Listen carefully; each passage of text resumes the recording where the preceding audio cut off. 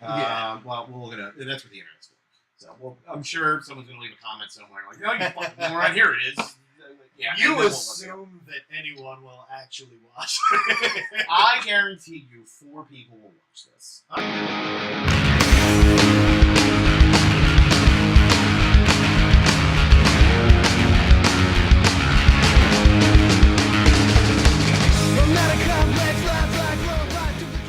And welcome to Research and Destroy, a new show where we talk about one topic ad nauseum. I'm your host, Bill Carriola, and with me today is the world's greatest self-proclaimed rock star, Johnny Neutrino. Rock and roll supervillain, Bill. It was somewhat close. All right, you gotta forgive me. Anyway, say hello to the internet.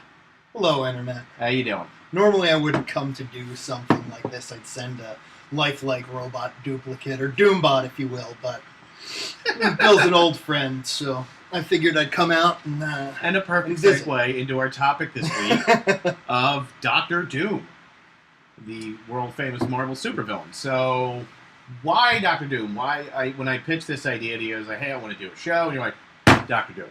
Absolutely. All right, well, why him, though? What draws you to that character? What about him do you like and dislike? What I like is, to me, and I don't know, maybe this was just the time that I grew up, or it was just my childhood very specifically, but Dr. Doom was always sort of the model for a supervillain for me. You know what I'm saying? There's something so kind of special about him, like so many supervillains, like Lex Luthor, right? Yeah. He's cunning, but he's a businessman. Essentially, he's a very smart businessman, and his power is smarts and money. Yeah, that's the John Byrne reboot. Well, right, yeah, when he's not a mad scientist. Which, you know, at this point in day and age, I almost kind of miss at this point.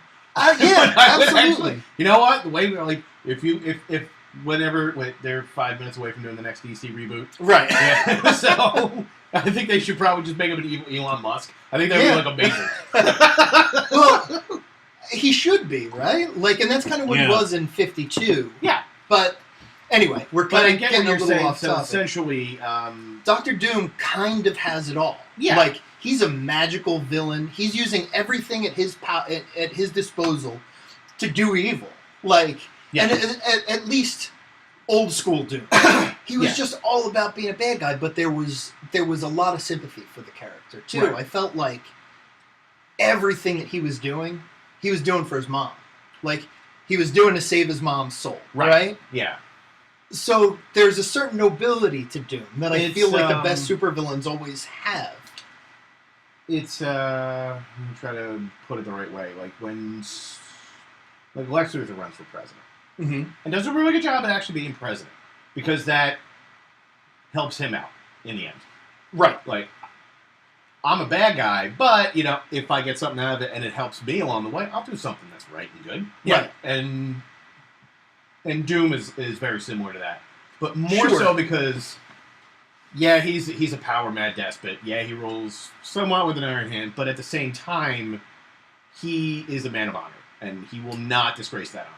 Sure, absolutely. Yes. Yeah, and I feel like there is sort of a certain respect that all of the heroes have for Doom, even though he's the big bad guy, you know? Like, everything that he's sort of accomplished is like, he's obviously the best supervillain in the Marvel Universe. Like, he has accomplished his goals. Ultimately, he fails, you know, because he's a supervillain. But, like, he's harnessed the power of Galactus, you know? Like, that's awesome. That's so cool. Or one of my personal favorites was the Secret Wars, where he steals the Beyonder's powers. Right, exactly. Because like, of course he would do that. Or he's become the Sorcerer Supreme. You know, there's. I think even in the current continuity now, he's actually Iron Man right now. He is Iron Man. Yeah. And let me ask you this, because this is something that had always sort of interested me.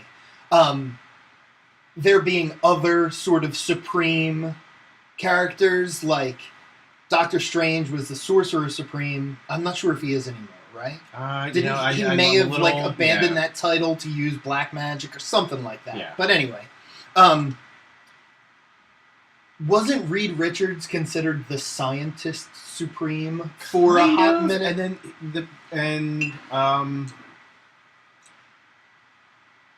there was a bit in Ed Brubaker's 2005-2006 miniseries Book of Doom, which I'm probably going to reference a few times. Okay. And they show their relationship. Between Reed and Doom. Between Reed and Doom. And where you get the sense that this is like the first time he feels like somebody, as far as intelligence-wise, is on somewhat of an equal footing with him. Okay. And I won't spoil too much of it, but my favorite part of the series is they flash forward a few years later where he's on the trail to becoming the Doom that we know, and he's checking the world news, and there's Reed Richards. And here you find out some of the things that Reed Richards invented to get famous kind of took some of the things from Doom. Okay. So the idea that all the glitters isn't gold, and like, yeah, he is the staunch, very stuffed shirt guy, but he might have done some shady shit. Right. Oh, and that's a cool. It's kind of hard to talk about Doom without talking about Reed Richards. And then you give Doom the moral high ground. Right. Like, which is like, how good can you really be? Well, and this gets off, but it kind of gets off topic a little bit, but it shows the influence of Dr. Doom, even in the Venture Brothers. With Baron Underbite, when he's like, a lab partnership is a sacred trust. Which is probably one of the best homages to Doom Absolutely. ever. And I don't know why they canceled that character altogether. Well, no, he's still around. He's with Mr. Impossible. It's just not the same. But, Girl Hitler. Even there, like, the Monarch's talking to him, and he says, "You hate Dr. Venture because he bitched up your face? That's why you hate Dr. Venture?" Yeah.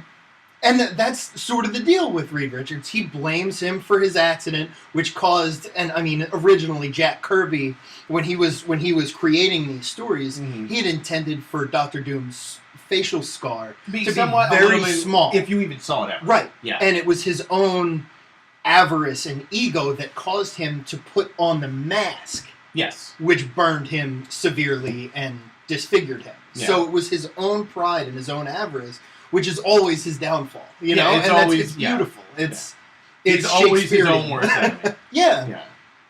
And it sort of goes to show he's one of those characters. I don't think that Marvel has a lot of these characters. It is so glaring, especially in the cinematic universe, where outside of Loki, there's no real credible threats. Right. And that's why, personally, I'm kind of a little excited with the advent of the Captain Marvel movie that's coming, because the bad guys are going to be the Skrulls. Right. Which is cool. Which is cool, but also, Fox owns the Skrulls. Because there's more to that. I know there's more to it, but it may open the door for maybe we finally get these things that you're not doing right back. There have been rumors about that for a long time. Oh, there always will be until it all happens. So that the reason they're holding off on naming the Infinity War sequel is because they're going to be bringing in some other characters. And imagine how cool it would be. If all of a sudden you just had a nexus and who are you people? We're the Fantastic Four. We came from the 60s, or... I gotcha. Yeah. Okay. Thanos is standing on his asteroid. As he does. And along comes a giant purple hand that just grabs Thanos and eats him. How great would it be if Infinity War ended with Galactus owning Thanos? It would be so great, and he wouldn't be a cloud. Right. Because I think I've had my fill of that.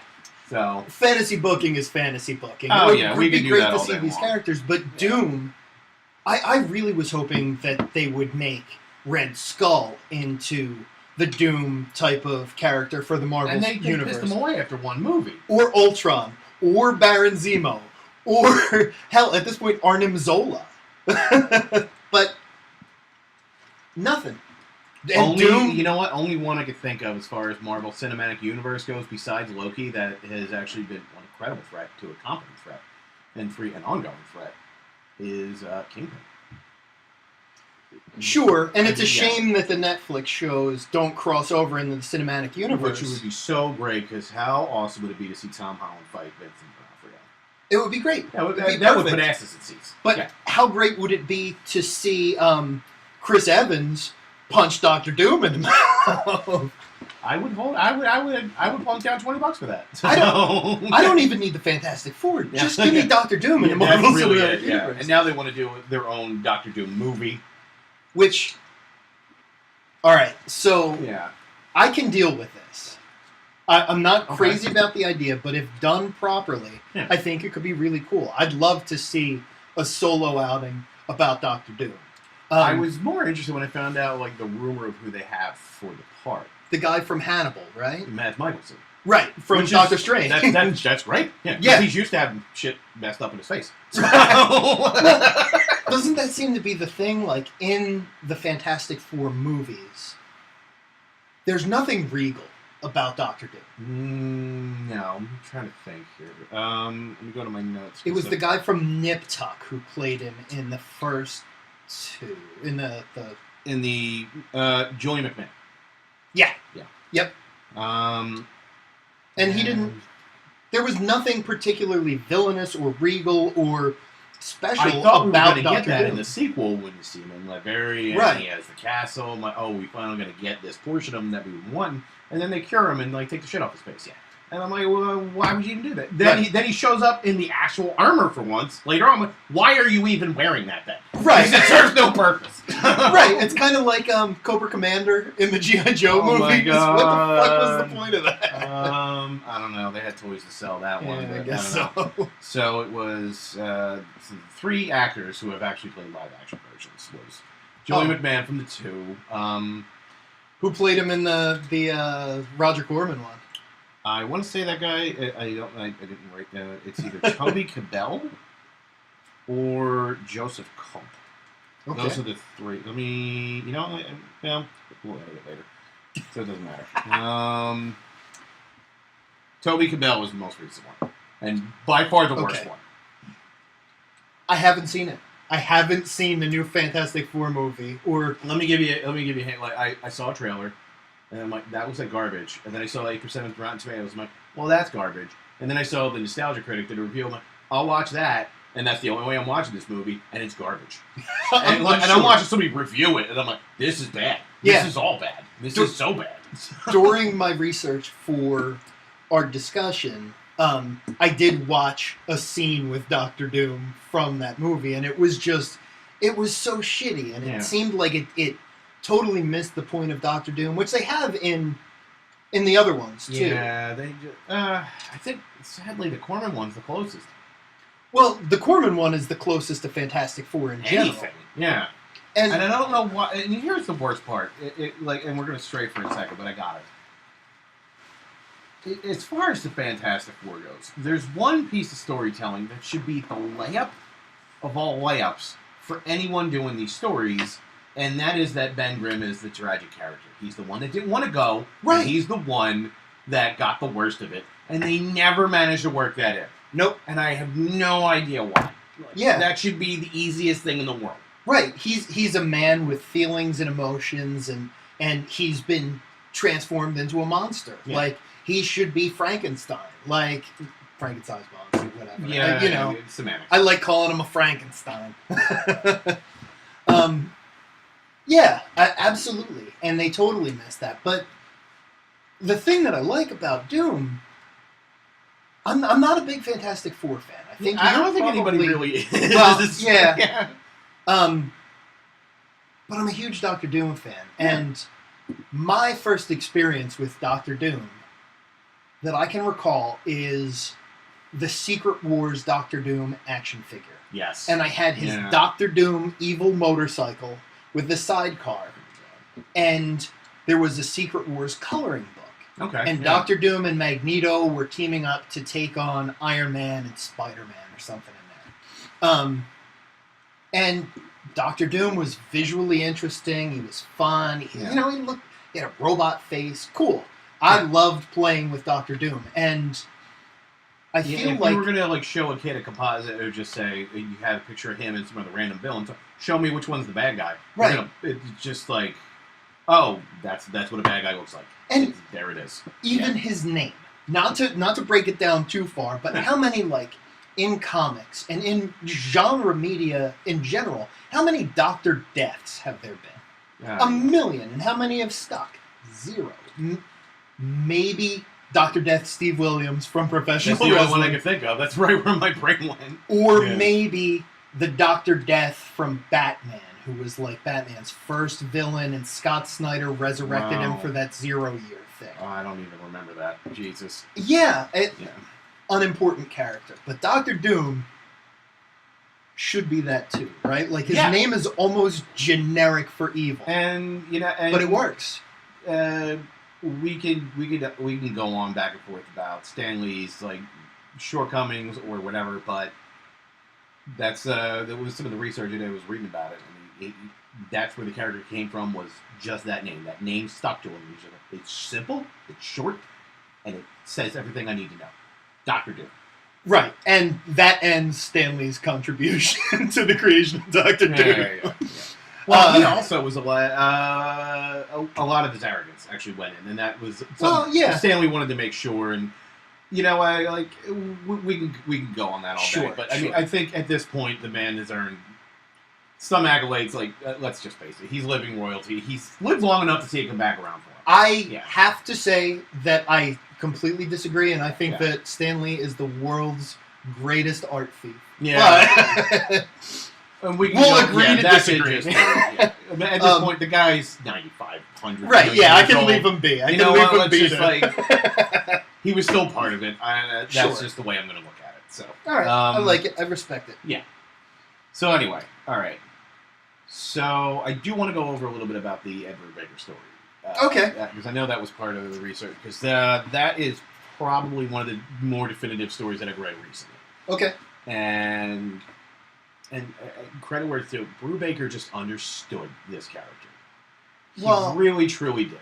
I think Brubaker has a real talent for truly understanding the characters that he's working on. Like the same with Captain America, the same with Batwoman. Yeah. Like he gets it. He's good at writing it's solid like story. when you give Jeff Johns a Green Lantern story, he's going to give you a good story because I love this character. I know this character. I know how to translate this character. And I know what I'm supposed to communicate out. Where he would not be able to do that if it were like Wonder Woman.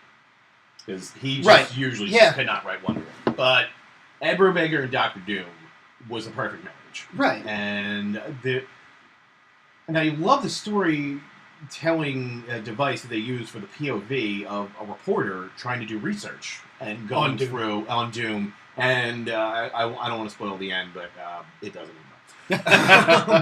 But the idea that to give him like a third dimension, which is we see him as a kid, we see how he gets to where he gets to, as far as becoming Doctor Doom. We watch him live in his home country and sees what an actually truly mad despot looks like, and how he treats the people. Okay. And when he comes back around, and how to get the people on the side, and it's almost like a winning playbook on how to start an uprising. It's brilliant storytelling. It's not a book that I'm familiar with, to be honest. No, I came across it a little bit in some of the research that I did, but I'm not super familiar with the story. Does it sort of add to the pathos of the character? Do you understand his motivations and why and they even make it a little more tragic. Okay. Because the one part in the story, he's somewhat younger. He's in his early teens. And there's he actually meets a girl and kind of starts to fall in love. Okay. And you could see that he's not fully gone yet. He still has feelings. Okay. And then he has to go on a run because his dad won't perform a surgery, and then his dad nearly freezes to death, trying to save his life. And it's this incredible image. It's straight out of The Shining. It's nice. Really crazy, yeah. And then they go on to show him going to America, meeting Reed Richards, doing that, and him coming back years later and then running into her. Oh. And him realizing, I still feel that way, but I know what I have to do. And I have to sever this. And you could see it weighs on him a little. And it also makes it a little more tragic. Like, he knows that in order to be feared, in order to do what I want to do, I need to be something. I need to change who I am. It's not only that, but I need to divorce myself from these emotions. Right. Yeah. And that's, honestly, that's the heart of the character, is that while Dr. Doom is doing bad things, I always sort of understand his motivations and his reasons. And in his mind, he's doing these bad things to prevent more pain. To save himself. It's his defense mechanism. Yes. Is putting evil into the world. Yeah. And then just you see like later on in the book, he actually ends up taking over the Shaolin Temple, like this mystical Tibetan temple, because they think he's like this prophesized one that's gonna, and he does, but he also leads a revolt in his own country because of these guys. All right. And you see him learn how to meld science and magic. Okay. That's a big part of the book, and him putting enchantments on the armor, and him realizing that this is what I need. I need to be feared, and it gives the armor more of a story.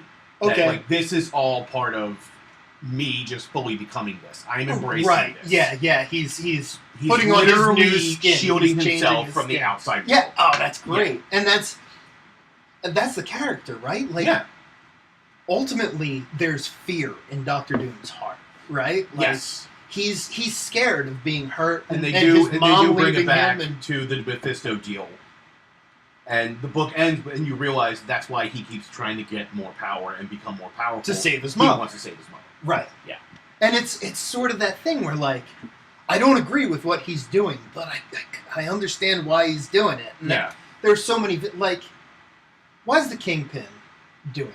For money and power, right? Yeah. Is there anything... Lex Luthor has some bigger ambitions, but, like, Marvel particularly, why is Scorpion doing what he's doing? Why is the Tarantula robbing a bank? Yeah. You know? Like, I understand why Magneto does what he does. Sure, and I understand why the Red Skull does what he does. Point. I understand why the Joker does what he does, because he's an agent of chaos and evil. And Doom has that, but not a lot of Marvel villains really have that firm, solid, like...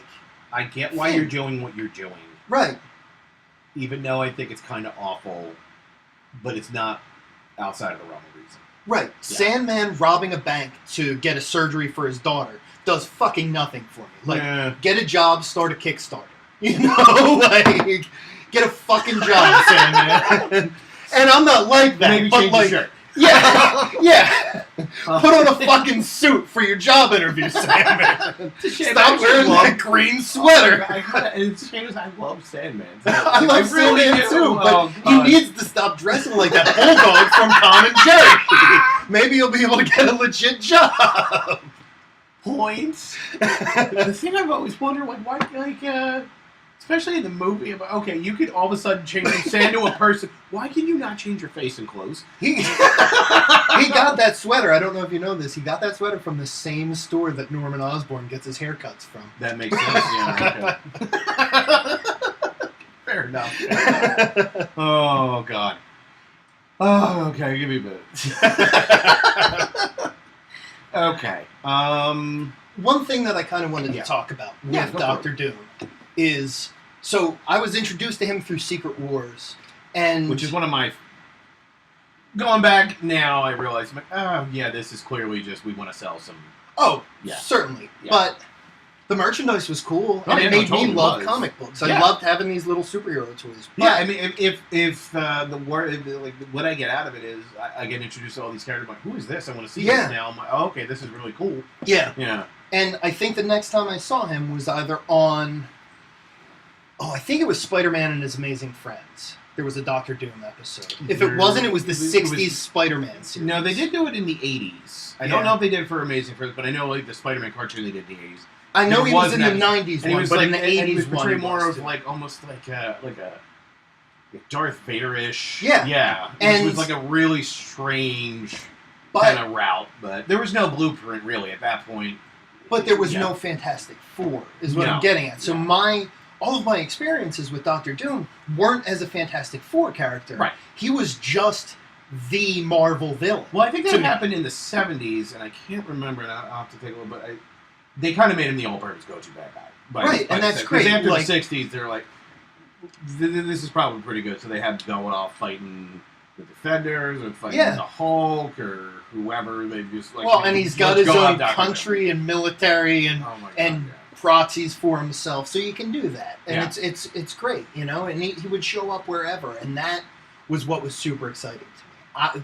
I still feel like, when I read a Marvel comic, I still feel like, I bet Dr. Doom is behind this. Doesn't matter what comic. It could be Alpha Flight. And I'm still like, I bet you Doctor Doom is trying to infiltrate Canada. Right? One of my favorites, it was one of the recent shows. I think it was the, not the newest Avengers show.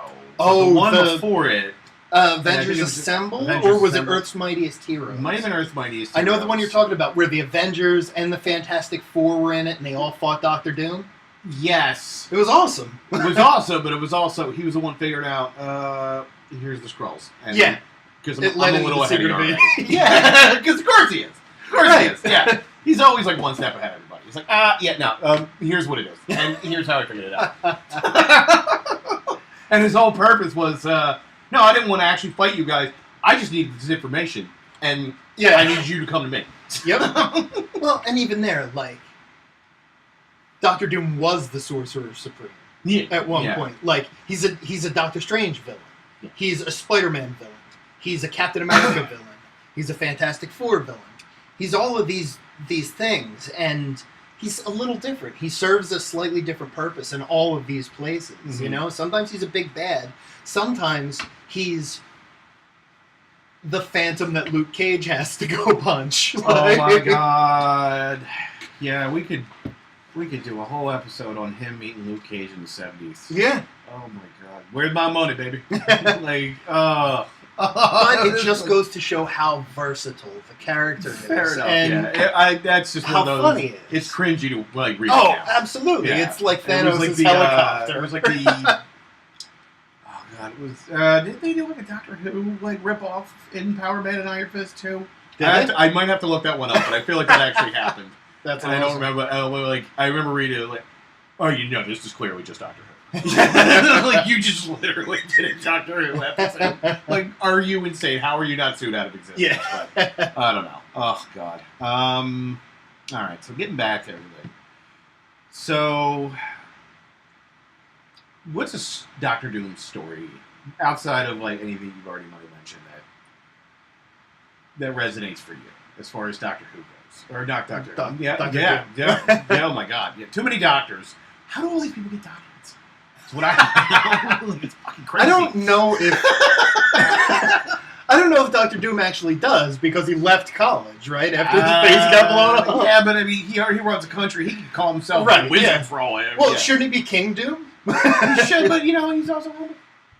He's very humble. So. I don't know if we've been reading the same Doctor Doom story. He's not. No, it's fine. Oh, jeez. Yeah. What's my favorite Doctor Doom story? That is a tough question, because I feel like Doctor Doom is one of those characters for me that he's always been, like I said before, he's always sort of been everywhere. So, I guess it has to be Doctor Doom stealing the power of Galactus from Silver Surfer.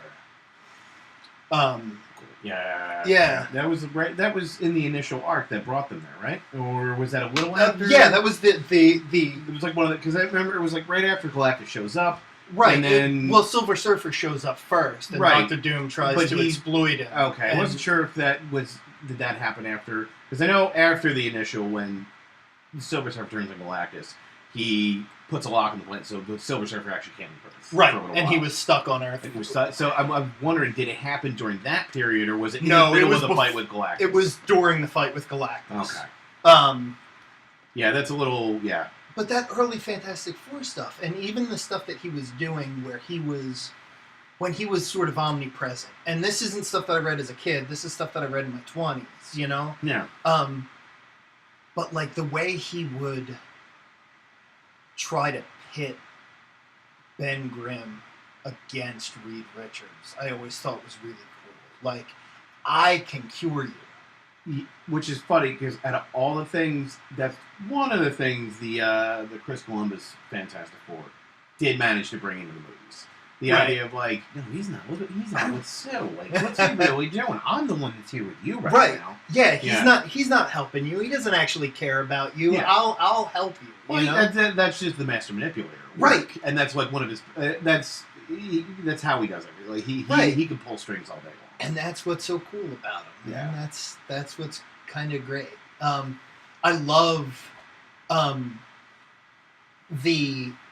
Doombot stuff, like in the late 80s, early 90s, when all of those Doctor Doom appearances were getting retconned. Yeah. And no, he didn't hang out with Elf with a gun.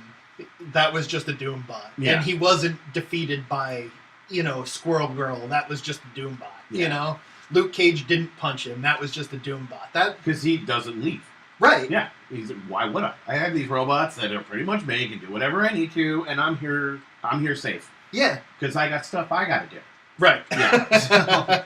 So, there's two things that always stand out to me, and the idea of, there was one story, and I don't remember where it falls in, but it was one of the Doombots had been away too long, and actually gained sentience. Well, not only that, he knew he was his own person after a little while. Right. What was his name? He had a human name, right? He did, and it was such a good story, though.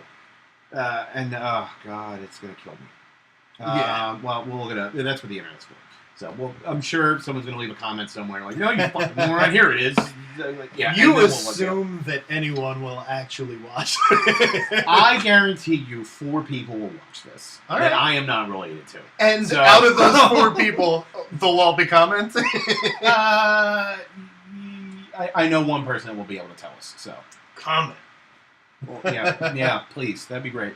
So, there was that one. There was another one, and I've lost my train of thought. We were talking about Doombots. Yes. And what was the other? You might have it written down. Give me a sec here.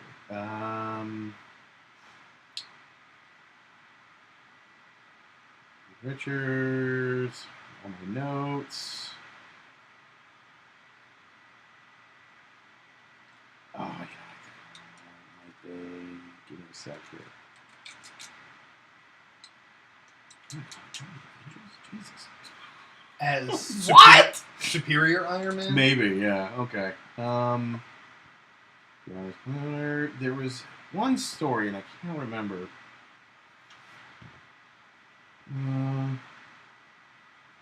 God. Alright, pull up the Wikipedia page. Give me a sec here. Alright, well, we've actually been going for quite a while, so that's pretty good. Okay, let's go on the cheek.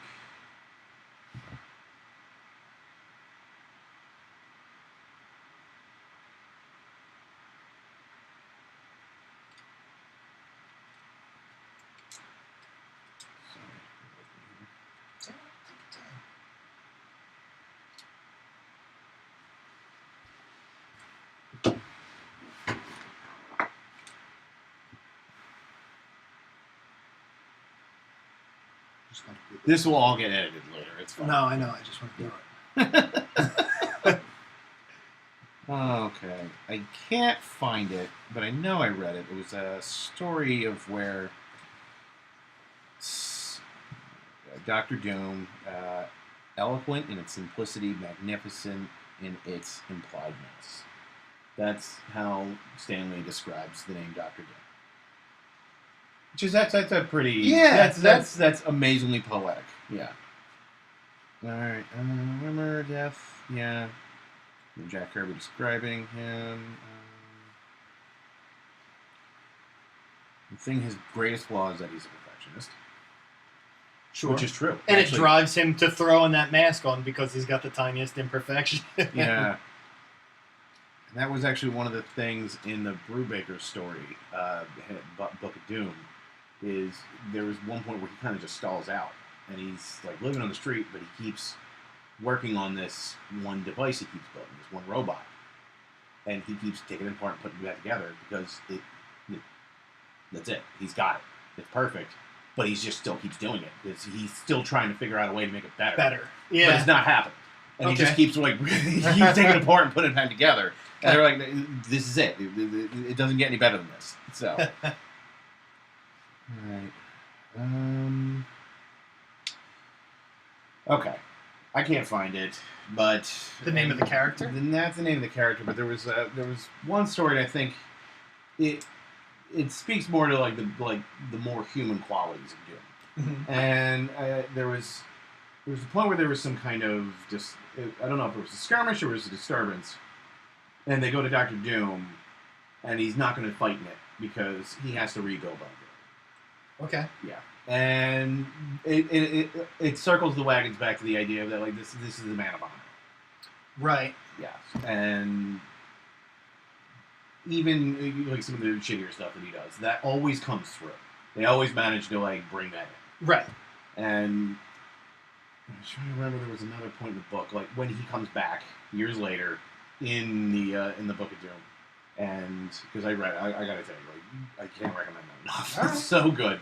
When I finally ended up reading the whole thing, and he finds the people that he said, like, I'm gonna come back, and I'm gonna take over, and you are not gonna like it. All right. And he literally finds those guys out immediately and subjugates them. So he's like, Nice. You're gonna work for me. Here's how this is gonna play out. Did this go to sleep? Nope. Okay. Perfect. And the first thing he does is he turns his back to all the common folk to face the men with the guns. To basically face the bugs. Okay. And he's just like, you will not be, this is not how this works anymore. They're with me. I protect them. You go through me to get to them. I suggest you leave. He wrecks them. Nice. And he leaves one guy, he's like, go back to your boss, tell him what I did. Tell him I'm coming.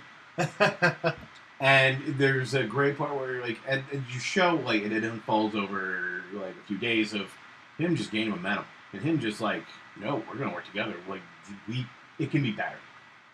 We don't need to listen to this guy anymore. And there's a great scene where and I forget the guy's name, for the name of the character, but he basically walls off in a castle. It's like, no one's getting in. This is where we make our last stand.